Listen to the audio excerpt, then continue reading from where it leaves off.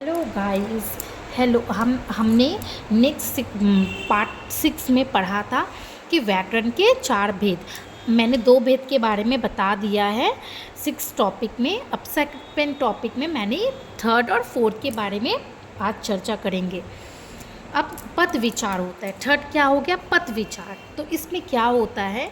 इसमें पद भेद, पद रूपांतर तथा उनके प्रयोग आदि पर विचार किया जाता है। पद, ठीक है, पद में जैसे सर्वनाम, ये सब संज्ञा, ये सब के बारे में इसमें प्रयोग आदि पर विचार किया जाएगा। अब वाक्य विचार क्या होता है? जिसमें वाक्य जैसे सेंटेंस बन जाता है, शब्द वाक्य बन जाता है। तो अनेक शब्दों को मिलाकर वाक्य बनता है। एक शब्द हम लोग जोड़ेंगे, उसका एक शब्द वाक्य बन जाएगा, ठीक है ना। उसको मिलाकर वाक्य बनता है।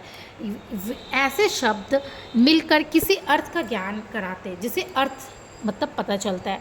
वाक्य से अर्थ कि इसका अर्थ मतलब क्या होता है। जैसे राजू सिनेमा देखता है, राजू पिक्चर देखता है, ये एक वाक्य बन गया। सिनेमा देखता है। मैं भोजन खा रही हूँ, तो ये भी एक वाक्य हो गया। रमेश स्कूल जाता है, वो भी एक वाक्य हो गया। जैसे रमेश स्कूल जाता है, तो ये भी एक वाक्य बन गया। तो जिसमें वाक्य विचार में ये सब सेंटेंस यूज होगा।